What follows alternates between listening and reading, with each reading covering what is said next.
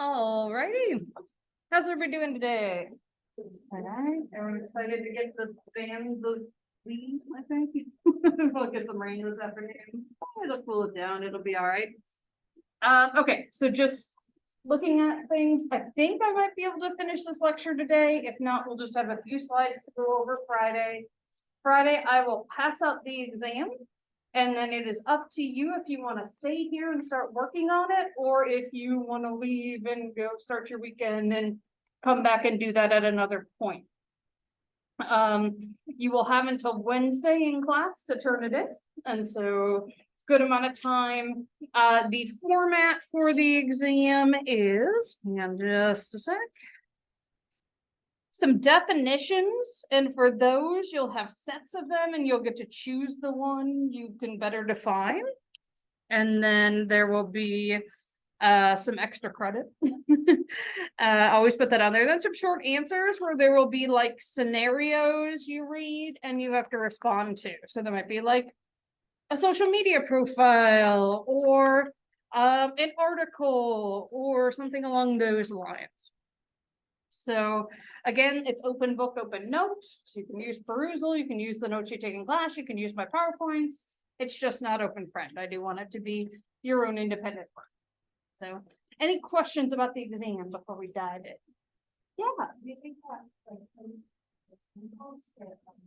It's a take home. So if you want to sit and go through it and see if you have any questions, you can. Some people have sat and started it when I've done this before in other classes. But you also, as soon as we're through the material and I hand out the exam, can just leave if you want to, if that's better for you. Yeah, great question. Alrighty, so we are going to keep diving into how do we know what we know, which is sort of an interesting thing to think about, right? So we had been talking about personal experiences and how even the most like ingrained memories that we feel like could never be, could never be wrong, can be like classical memories, right?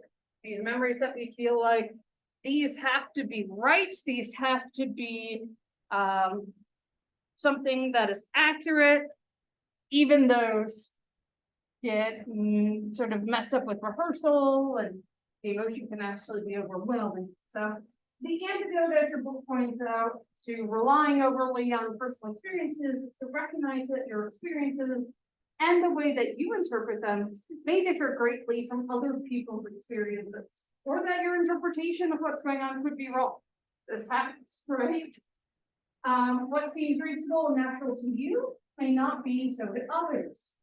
And so it's about empathy. It's about putting yourself in the other person's shoes, taking the other person's perspective when you evaluate your own experiences. A lot of us sort of grow up with a lot of people who look and talk and sound like ourselves, right? And so this can be a challenge, but it's a good one to challenge yourself on.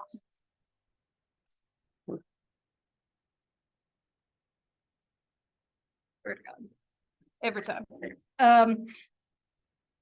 So one of the things that we talk about is, hang on just one sec.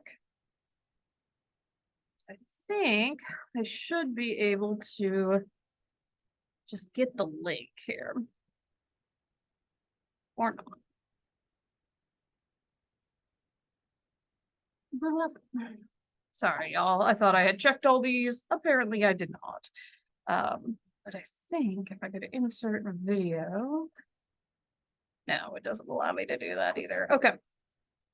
So let me see if I can find this one really quickly. And if not, I'll just describe it to y'all.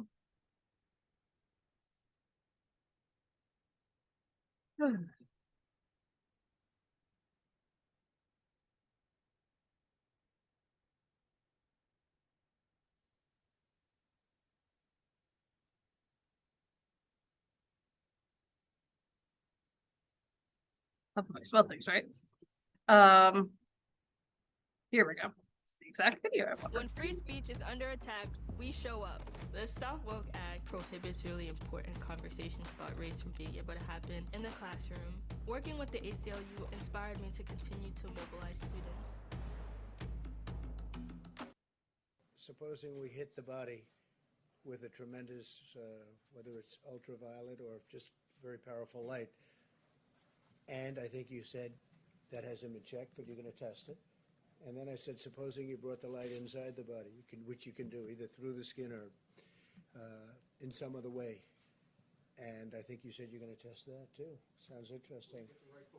Right, and then I see the disinfectant, where it knocks it out in a minute, 1 minute. And is there a way we can do something like that by injection inside or almost a cleaning? Because you see it gets on the lungs. So just to give some context, this was like in the midst of the pandemic.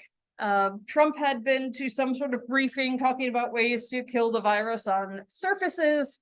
This is one of his science advisors, and you just see her face reacting as he suggests things like ingesting disinfectant and trying to put a UV light inside the body.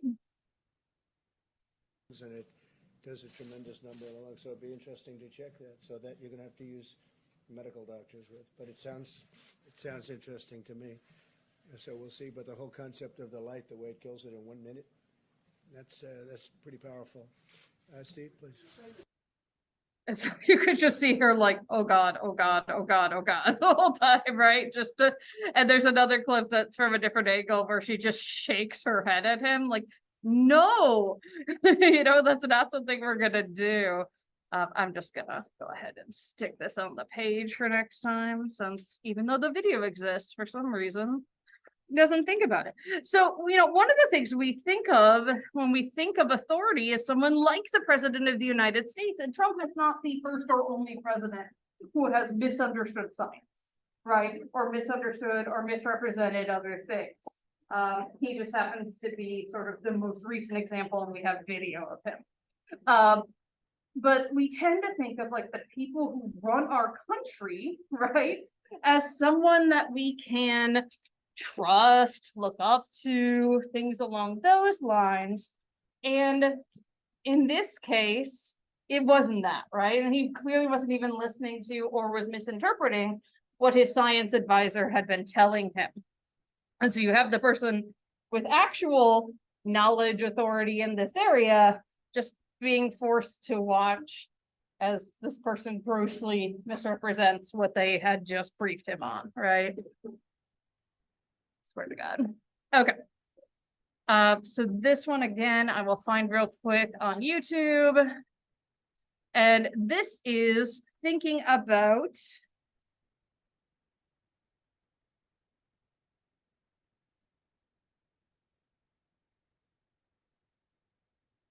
when we see scientists portrayed in the movies, right?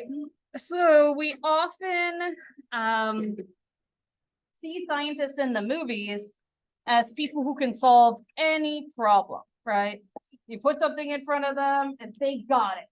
But after we watch this video, I'll sort of break down what actual science is like. Numbers and try to make some sense out of this mess. What numbers? This video is sponsored by the Great Courses Plus, but more on that later.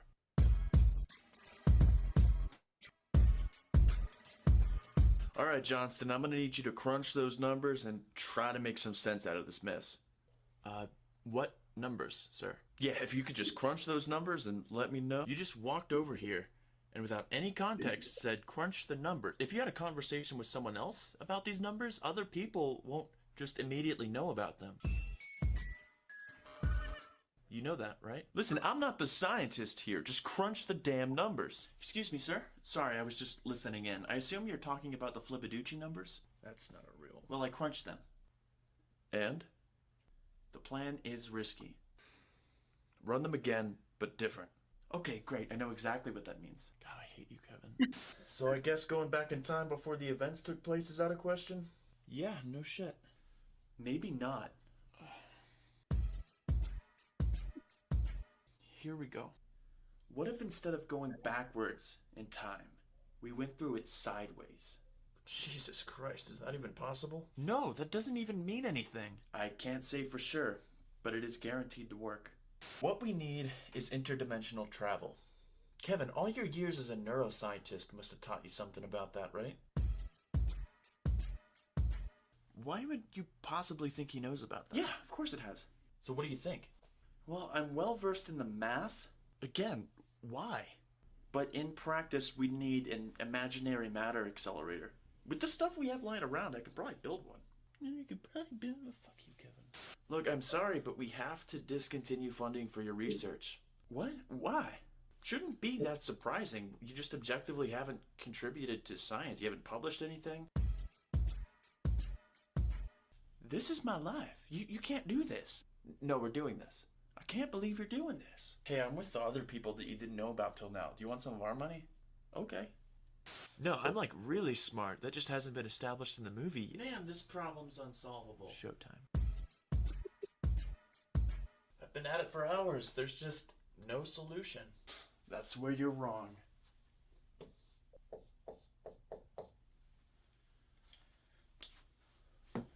Kevin, you crazy son of a bitch. You actually did it. We are 4 billion light years from Earth. We're never going to see our families again. I have an idea. Are you familiar with the concept of a wormhole? Yeah, of course, but where are we going to find a sheet of paper with 2 holes in it at a time like this? We usually think that the shortest distance between 2 points is a straight line, but a wormhole folds, and then you can go straight through it. That's so helpful. And you know how to build one? I just understand the concepts. Oh, in other words, you don't understand it. I do. Damn it, Kevin. Huge thanks to the Great Courses Plus for sponsoring this. And so, yeah, when we see scientists portrayed in movies, what we tend to see is, they are all knowing. They are folks who are going to be able to solve any problem at any given time, when in fact, yes, scientists are good at their jobs, which are their jobs, right? So this is like the best analogy example I've seen for science. So if you think of all science as this, right? Like this is all of scientific knowledge. And then, I'm a psychologist, so that falls into science. Maybe psychology is kind of like here, right? Because we've also got biology and chemistry and physics and like some sciences we haven't even discovered yet, right? My area of specialty, what I contribute with my research is like much, right? Because I'm not even doing all of psychology. You asked me to do like studies on rats. I've never done that. So I would have to just learn it from scratch, right? And yet, movie scientists are like, I can do everything. I'm a neuroscientist, so I know how to make this rocket work. And so it doesn't help our case when this is what people think scientists can do, right? They think they can solve any problem. Not really, unfortunately. You give me, a problem related to body image or eating disorders, I'm on it. But you give me some advanced rocket science, because I don't have the training in that, I'm not going to be as helpful. And then the antidote to this is determine whether the expert is speaking outside of their area of specialization. Are they speaking about something they actually have a degree in, they know about, right? Or are they talking off the side of their head about something they probably don't have that much more understanding about than you do, right? So if they're doing that, be wary of the facts presented, right? We are not going to put UV light inside the body. We are not going to be recommending that people drink Lysol, just reasons, dying reasons. And in addition, consider whether that person's viewpoints might be colored by a particular agenda, right? And again, this can happen in science. Unfortunately, for years, psychologists actually were, not all psychologists, but a substantial proportion of psychologists were part of the eugenics movement and believed that people with mental disorders should not be allowed to have children, right? And who were like totally okay with people being involuntarily sterilized, right? So even within our own field, people can have agendas, right? And people can have agendas in the fields that seem like hard sciences too, right? Like there are environmental scientists, and I use that term very loosely, who their whole goal is to prove that climate change is not a thing. I don't know how you can look at all of the natural disasters that have happened in like the past month, right? Most of which are weather related, and say, oh yeah, we're not having climate change problems. So, you know, if people have an agenda, that's an issue. It's something I have to watch with myself, right? So I try to look for protective factors, and I'm someone who readily identifies as a feminist, and I really want feminist beliefs to be a protective factor. It only kind of is, it like helps a little, right? If I were an unethical person, I could skew my data and be like, look how perfect it is. Look how great feminism is as a protective factor. I don't do that, right? But you could imagine someone who could. And, you know, going back to not only your own experience, but other people's experiences, we've got anecdotes, right? My brother's wife's cousin says, or this guy on Facebook injected something, right? And so this is a nice link that will show us some of this. You know, one is the potential harm of things that we typically think of as, you know, maybe just, I'm trying to think of how to phrase this. Fringe idea. So let's look at something like denying the moon landing happened, right? And so this is a guy who went up to Buzz Aldrin, one of the people who was part of the moon landing, and said, I don't believe this happened. And Buzz Aldrin, who I believe was in his 80s at the time, just punched the guy, like laid him out, right? So that's kind of a silly example, but it's like, choose bad choices, get bad, you know, consequences. So dream interpretation, this is something that a lot of people really want to believe is a thing. Some psychologists really want to believe it's a thing. And you know, here we see some examples of, okay, this guy, a neighbor was murdered and he told the police, I had a dream of something similar. And the jury said, well, he had a dream about it, so clearly he did it.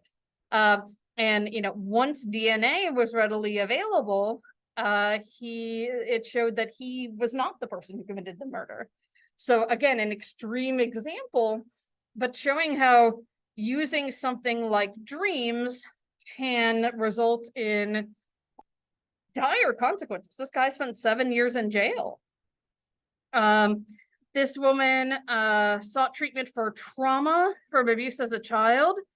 The therapist used all sorts of things that, if you're a suggestible person, might influence you, like guided imagery, dream interpretation, hypnosis, and induced false memories of ritual cult abuse and incest.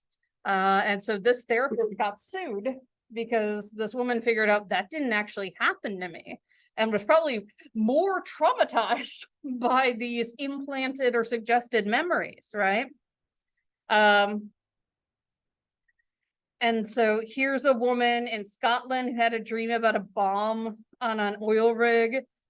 So the rig was evacuated by air, and it was just a dream, like cost £500,000, and no reason for that. Some of the other stuff that we've sort of mentioned in passing here, things like naturopathy. So going to someone who might not even be a medical doctor, but declares themselves to be a naturopath, right? So here's a woman who went to be treated by a holistic naturopath who gave her all of these things, vitamin C, chelation therapy, colonics, things that we hear about sort of separately. And within weeks, she had kidney failure from these treatments.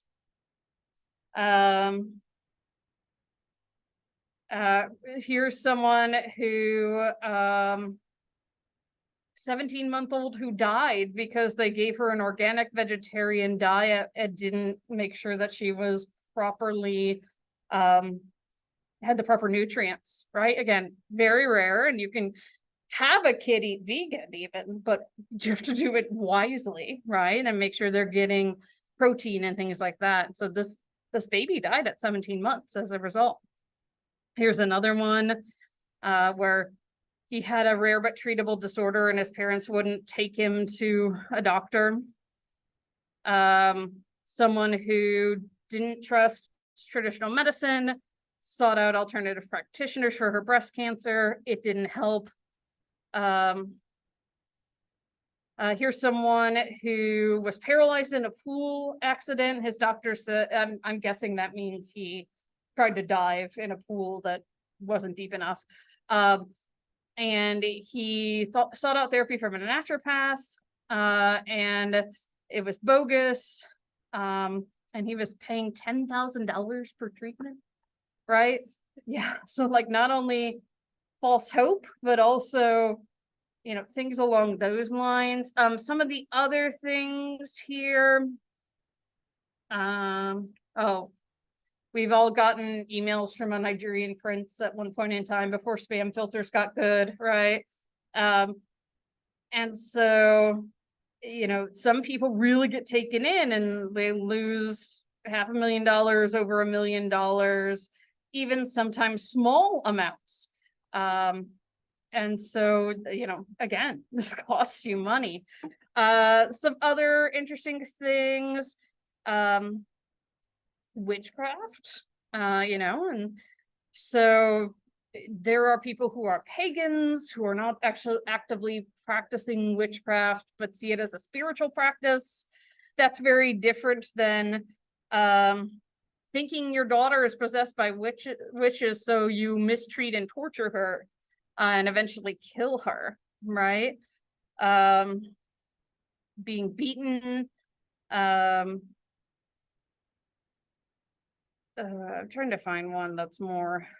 Yeah, here's one in Mexico where someone decided to take justice into their own hand and shot not only the person they thought was a witch, but their whole family, right?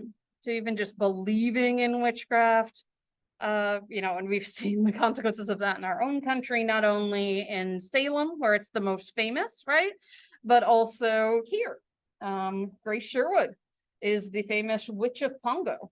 And she was ducked, which was a process by which they tied your hands and feet, put you in the water, and if you floated, you were a witch, which means if you were innocent, you might drown. Grace Sherwood floated and survived. She was like pardoned by, I think, Tim Kaine when he was governor in the early 2000s. She had been dead for centuries, right? But Witch Duck Road, Witch Duck Point, all of these are references to Grace Sherwood. So witchcraft and ideas about witchcraft, even in our area, you know, have been a thing. And there's a statue of her in front of Bayside Hospital, which I think is now Independence Hospital, at the corner of Witch Duck and Independence. She's got some animals with her. Last one, let's look at chiropractors. This is, I think, one of the more popular ones. And again, in general, not going to be okay, not going to be harmful. But there are lots of cases where, you know, especially people who might not have great training or people who are overconfident, causing a brainstem stroke. So a stroke way down here in the part of your brain that controls breathing and your heart rate. Tearing tendons and muscles. This person was going to be an Olympian and, you know, didn't even finish at the Olympics. Another brainstem stroke. Someone, a chiropractor prescribing her 124 pills a day for months. A lot of neck manipulations gone wrong. Feeling duped and bullied. Another stroke. Apparently strokes are very common. Headache, stress. I've heard of people, again, very rare, but like this person was left brain dead. I've heard of people who've been paralyzed. So again, something to ponder, right? Something to be aware of. And then just real quick, an oldie but a goodie is that in the 80s, especially, but there are still people today who do this, but people denied that AIDS was real. They wouldn't name it as a pandemic. They claimed only gay people could get it, and so therefore who cared? It was the gay cancer, right? But you have people even today. There was a filmmaker and professor, so hopefully a smart person, didn't believe that HIV was the cause of AIDS. It is. And he died of a neurological disorder that was caused by HIV. Some people just saying it just doesn't exist and then dying of the disease themselves. So yeah, there are consequences, right? To things that were like, oh, that's kind of silly, or I guess if it helps you, go for it. These are things to think about of, you know, thinking about what is the potential harm and how could that, you know, cause dire consequences for you. And, you know, we are always in complicated situations because we're humans and we ourselves are complicated, right? It's smart to look at the overall probability that something will happen instead of a single case. So again, the moon landing one is just sort of silly. One guy got punched by Buzz Aldrin, but some of these have multiple cases. And I'm sure if you looked into scientific studies, there are even studies showing the harm done by some of these things, right? There might be single stories with the opposite one. Someone feels like they've been cured of everything by Corona, which is great. And the anecdotes might end up illustrating an established principle, but just in science itself, we can't use those to prove the scientific principle. We need to do something much more comprehensive and much more detail oriented. So instead, what we need to do is to look at the scientific approach itself. And the scientific approach requires critical evaluation. So we're gonna come up with a hypothesis, typically based on an existing theory or maybe a new theory we've come up with. We devise a method to collect data, surveys, doing an experiment, diary studies, ecological momentary assessment where the person is answering things on their smartphone throughout the day, longitudinal studies where we're going to study them throughout their life, things along those lines. Once we've collected that data by the magic of statistics, we can see, do those results support our hypothesis or not? So if our stats say yes, so the null hypothesis is the idea that there is no relationship. So if our stats say, no, there's no significant relationship, we should accept the null hypothesis that there's no relationship here. And in truth, in nature, that's true. There is no relationship. Then that's a correct conclusion. Sometimes what will happen though, because of human error or statistical error or just weirdness in our data, is that we will say, no, these things are related, we'll reject that null hypothesis, but there isn't actually a relation. So a lot of times this will happen if we have too small of a sample, for example. If I only have 20 people in a brain scan study, I could be like, yeah, based on these 20 people, this part of the brain is, you know, part of PTSD. I went to a talk once where they were like, well, this study found this part of the brain was part of PTSD. And this study found the same part of the brain was not part of PTSD, right? And so that's called a type 1 error. And this is where you reject a true null hypothesis, where you say there's no relationship, or there is a relationship when in fact there isn't one. And then we have, let's say you reject the null, you say there is a relationship, and in fact in nature there is a relationship. And the way we determine this is like study after study after study is showing it, right? That is also a correct conclusion, right? But if you accept the null, if you say there's not a relationship, my data didn't find any statistically significant relationships. But in fact, in nature and in other studies, we are finding that relationship. That's called a type 2 error. And this is where you say there's no relationship, but actually there is. So the goofy example I give of type 2 error is so when I first met my husband, I was like, this guy seems nice and funny and cute. And you know, maybe this is someone that I should try to like get to know more, maybe get in a relationship. I thought he was single. Nope, turns out he was dating one of my close friends, but they started dating over the summer and we came back to college and I didn't know him yet, you know, for like a day. That's a good example of a type 2 error. The good thing is after they broke up, she's actually the one who brought us together. So I didn't like violate any friend rules. She was like sort of sly about it at first. She'd be like, let's all go to dinner. And then she'd be like, oh, I'm sorry, I can't come. So thank you to Amanda, wherever she is right now. All right, this is another good example of type 1 versus type 2 error here. So type 1 error would be if this person is not containing a uterus and you say you're pregnant, right? a relationship exists, a finding exists, when in fact it does not. And then type 2 error, and you're saying there is no relationship, there is no finding, but there is one. Telling a very obviously pregnant woman, you're not pregnant, right? And so we don't want to do either, but both happen quite a bit just because of error, not only within science, but you know, within medicine. I don't know if anyone heard about this. There was a football player, I think even been this past summer, who they figured out he gave someone else a urine for drug testing because they're like, it says you're pregnant, right? So like it was on like his girlfriend's pee, because he was worried about not passing. So again, here you can see type 1 is a false positive and type 2 is a false negative.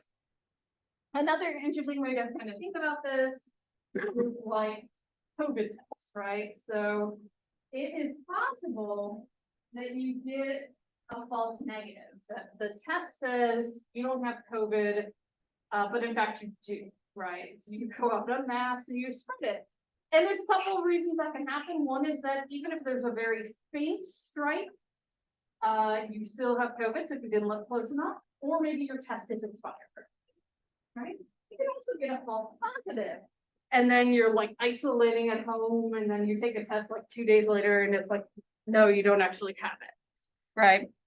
So these are things that we need to be careful of. And again, because people are complicated, because of the nature of human nature, these are things we run into, unfortunately. Sometimes it can be something as simple as like data was entered incorrectly into a data set. And so you get either type 1 or type 2 error. Oh, okay. So problematic research. So, God damn it. Okay. So Brian Wansink was someone that's like pretty well respected within my subfield, looking at like food consumption and things along those lines. And he had this food lab and he would do these cool studies where people would have a bowl of soup and they didn't know it, but it would like fill from the bottom. And they would sit and see how much soup people would consume, because like it never went down, right? And so one of his research assistants came out to the media and said, this guy is manipulating his data. So on purpose, not on accident, this guy is manipulating his data. So he would write his research assistant and be like, see if you can run this a different way so that I mean, basically what the movie scientist guy said, see if you run these a different way and find a different result. And there are ways you can do that in very sketchy ways, by like eliminating outliers or things along those lines. And so it is pretty rare and hard for people to get any papers retracted. So like right now, just to give you context, the organization, the National Organization of Minnesota runs the journal. And in the past, that journal has published articles about conversion therapy, which if you're not familiar, it is a way to essentially try to brainwash people who are LGBTQIA+ into believing they're not that. And we're trying to get those articles retracted because it's bad, it's harmful. Research has shown it actually causes PTSD and depression and suicide and other problems. Because you're basically trying to tell someone they're not what they are. And the journal publisher is saying no, because at the time that they were published, it showed results. Well, yeah, you brainwashed someone, so they're gonna give you the results that you want, right? So we're still trying to get those retracted when it's very obvious this is harmful. And the fact that this guy has had 15 things retracted is really bad. So p-hacking is just what I described, where you try to look at data in a different way to see if you can find a significant result. And so again, he would do this. And yes, if his last name sounds familiar, Brian Wansink is the brother of our very own Craig Wansink. And in fact, they have published some research together about the way the size of food was changed over time in paintings of the Last Supper. But I don't think that one's been retracted. I would trust our Dr. Wansink, let's put it that way. So yeah, that's again within my own subfield, looking at food consumption. I have this guy's book on my shelf because I was like, this is so interesting. This is something to think about.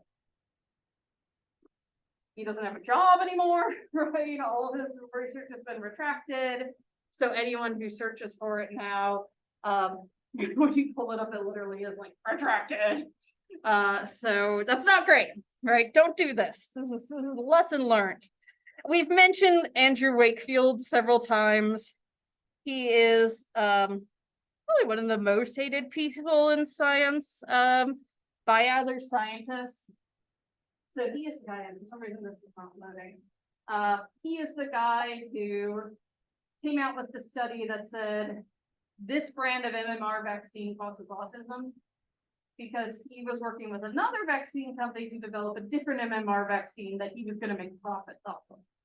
So people hold him up as this like pillar of the anti-vax movement, when in fact, he manipulated his data, I think worse than Wansink did. So he entered it wrong on purpose. He would say, oh, these people's symptoms of autism started right after they got the vaccine. And if you go back and actually look at their medical records, it started before they got the vaccine. And then I think I told you all before, he also took blood samples from his kid's birthday party. Like, that's a fun activity without parental consent, and tried to use those as well. And so again, for a really big journal like the Lancet, it's just one of the most respected medical journals, to retract a study is huge, right?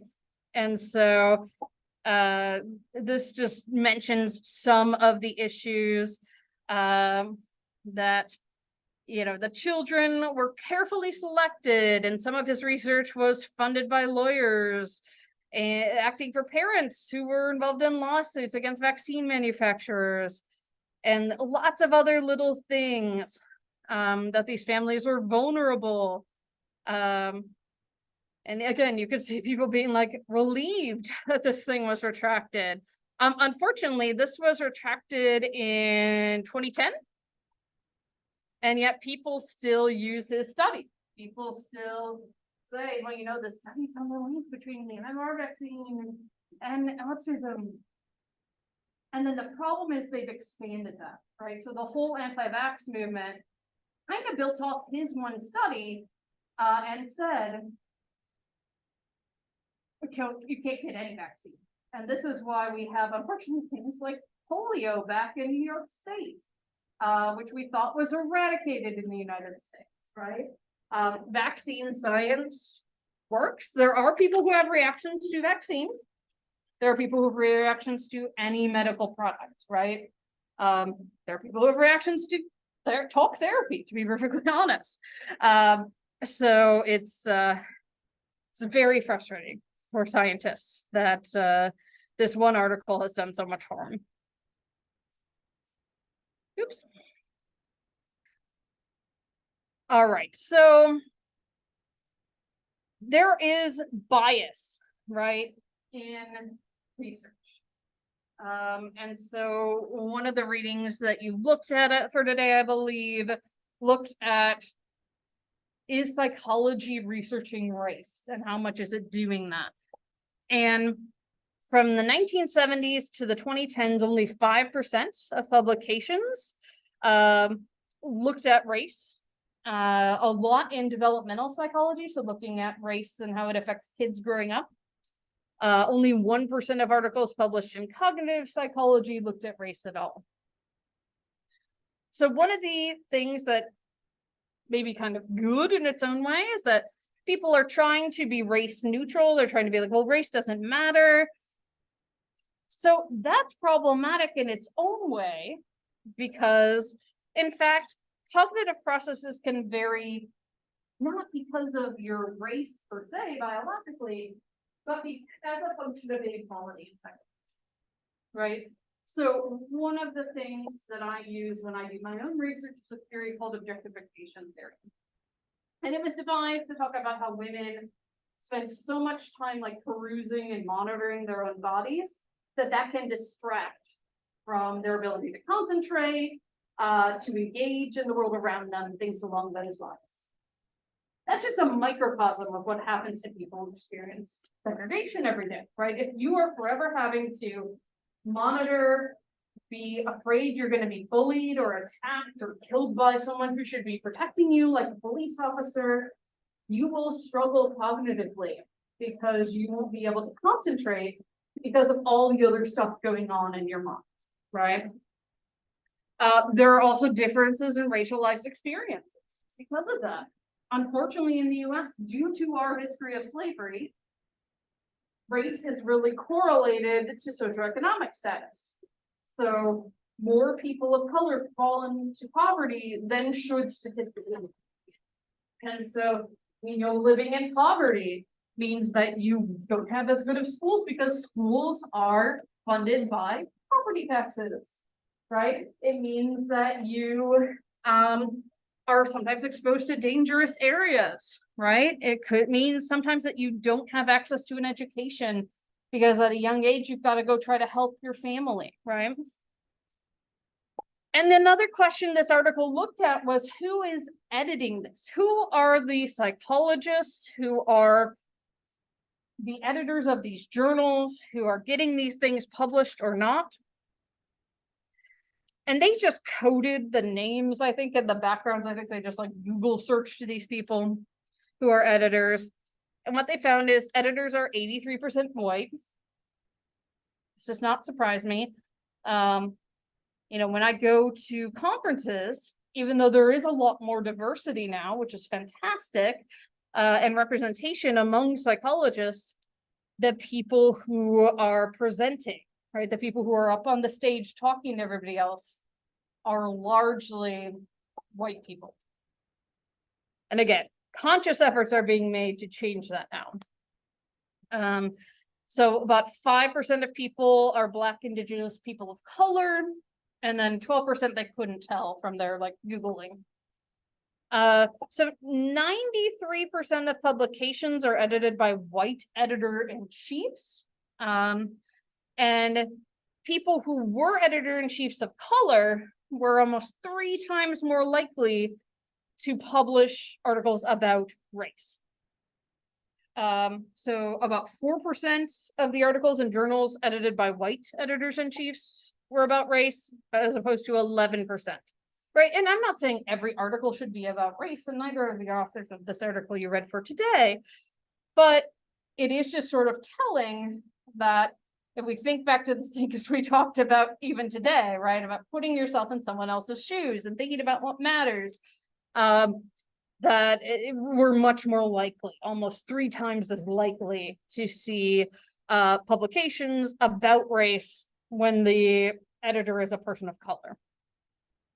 Editorial board members, so these are people who might help the editor-in-chief in several ways. Sometimes they're the ones who like assign individual articles. Sometimes they're just like super reviewers that are asked to review quite a bit. 76% of those folks are white. Does not surprise me. I'm on the editorial board of 3 different journals. Y'all know I'm really white, right? Like really pale, translucent. Yeah. About 10% are Black, Indigenous, or people of color, and then again, 14% they didn't know. And what they found that in general, when they ran the analyses, the more people who were on the board who were white, the fewer publications that highlighted race. This is obviously problematic just in terms of getting things published. And it also means you don't have experts of lived experience, or oftentimes, unfortunately, the only people who are researching these issues are people of color, which is absurd, right? Other people should look into it too. And so you end up with editors, reviewers who are just like, this isn't worth studying, or just don't have the knowledge. Give you an example of like an unrelated topic. A colleague of mine at another institution submitted a article about feminism and various things, and she cited the author Bell Hooks, who's a feminist author who purposely lowercase spells her name, so like lowercase b, lowercase h. And one of her reviewers was like, there were so many typos, they didn't even capitalize Bell Hooks. And it was just like, wow, like you clearly didn't have the expertise. And that's, again, she's a white woman, right, doing this research, and people didn't take the time to know something about that. The authors of studies do tend to be about 63% white, 23% BIPOC, and then again, 13% they couldn't tell just from the name or from a Google. There are people who don't have a very big footprint online. And what they saw is that we see more people of color publishing in journals that are friendly to their work. So cultural diversity and ethnic minority of psychology, 53% of their authors were BIPOC individuals. And so does representation and leadership matter? Yeah. So this was, gosh, a week or so after George Floyd was murdered. And APA's president at that time was white, but she was a woman. And then our CEO still is a Black man. And so having them in charge, they are the authority, they get to decide what APA says, led to them putting out this press release where they described racism itself as a pandemic. And that this was something that was really problematic. We're living in a racism pandemic, which is taking a heavy psychological toll on our African-American citizens. The health consequences are dire. Racism is associated with a host of psychological consequences, including depression, anxiety, and other serious, sometimes debilitating conditions, including PTSD and substance use disorder. Moreover, the stress caused by racism can contribute to the development of cardiovascular and other physical diseases. So having people who were willing to say that in power, right, made a difference. All right, so we will pick up here and just have a few slides, actually 2 slides to finish on Friday, and then I'll distribute your exam, and you will be able to ask questions or head out for the weekend. So I will see y'all on Friday.